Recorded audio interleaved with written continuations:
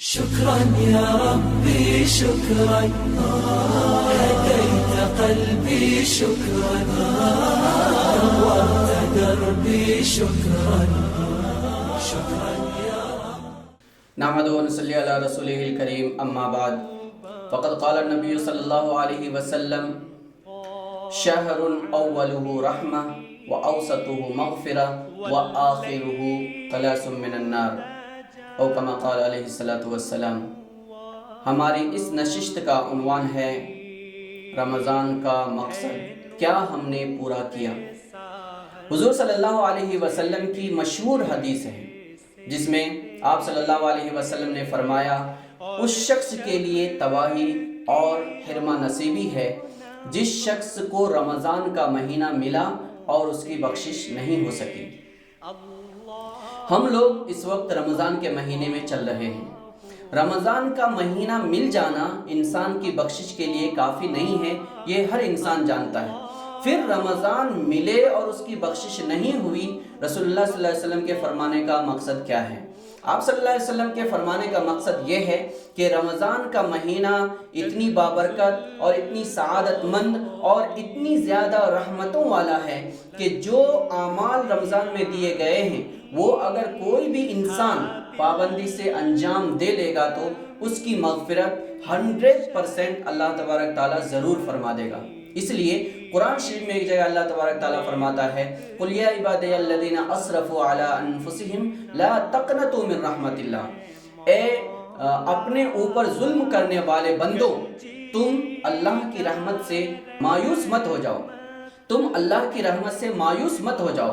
ان اللہ یغفر الذنوب جميعا، بے شک اللہ تبارک تعالیٰ تمام گناہوں کو معاف کرنے والا ہے.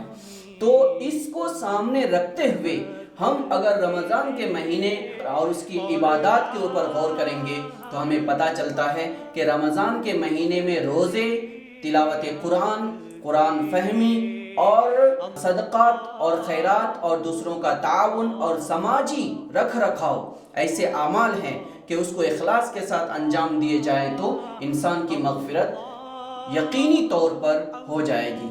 اسی لیے رسول اللہ صلی اللہ علیہ وسلم نے رمضان کے مہینے کے بارے میں فرمایا اس کا پہلا عشرہ رحمت ہے، یعنی جو انسان نیک ہے شروع سے ہی ان کو رحمت ملنے لگتی ہے.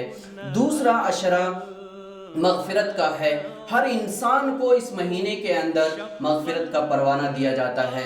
اور تیسرا عشرہ جو انسان شروع سے عبادت گزار متقی پرہیزگار نہیں رہتا لیکن پھر بھی وہ تائب ہو کر کے اللہ تبارک تعالیٰ کے سامنے گر گرا کر معافی مانگ لیتا ہے تو خلاصی من النار کا عشرہ ہے. آخری عشرہ خلاصی من النار کا ہے.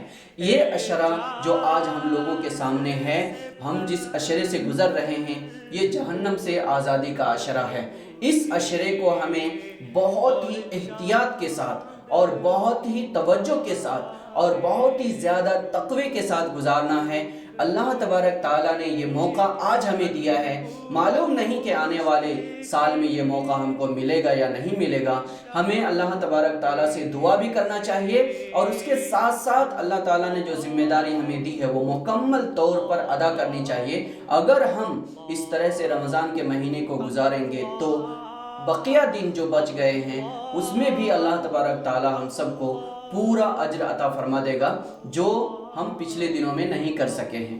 اللہ تعالیٰ سے دعا کریں کہ اللہ تعالیٰ اس مہینے کی رحمت، مغفرت اور جہنم سے آزادی کا پروانہ ہم سب کو بھی عطا فرمائے اور جتنی امت مسلمہ کے افراد گزر چکے ہیں وہ سب کو جہنم سے آزاد فرمائے اور تمام امت مسلمہ کو جو باقی ہے انہیں نیک توفیق عطا فرمائے اور رمضان کے احترام کے ساتھ قومی ذمہ داری نبھانے کی توفیق عطا فرمائے.